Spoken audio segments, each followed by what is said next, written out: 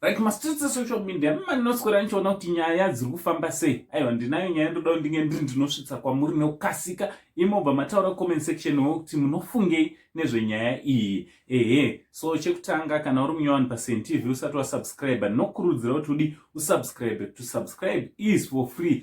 Turn on your notification bell so that every time I upload a video you will be notified. Also, musakangane kungo like this video, and let's just like this video nekushare nevamwe chito zviri kwese kwamuri vazukuru vasekuru Saint. Aiwa, tichikutendai nebasa renyu ramunobata pano pachannel penyu rekuramba muchisapota basa richienda mberi.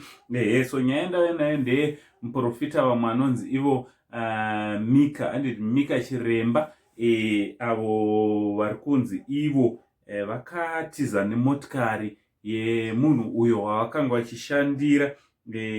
Kwanzi vakatiza panguva yekutoita deliverance. Handizoti munhu pamwe banga aritori under the influence evil spirits. So prophet vakabva vatora mukana kana kuti vakabva vatora chance yekutoti vatize nemotikari yemunhu uyu patime yavainge vari kutomushandira. So muprofita uyu nyaya iri kunzi yakaitika, nyaya yakaitika kwaMurewa motikari hanzi yakaitika kwaMutoko. Prophet ava ndewo kwaMurewa.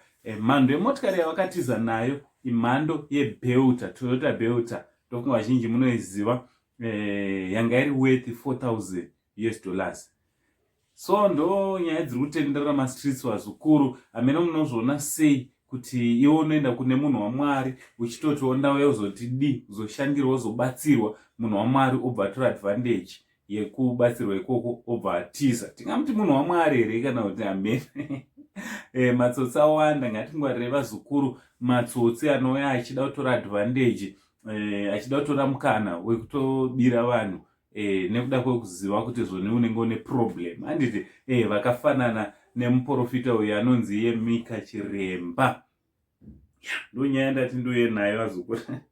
Ndonyaya ndati nduye nayo ndizokuzivisa. So ngataura necomment section kuti munofungei nechiitiko ichi chakaitika kwaMutoko uko mumakomo vachishandirana. From Uncle Saint, the only Zimbabwean uncle, but no chichi, much love.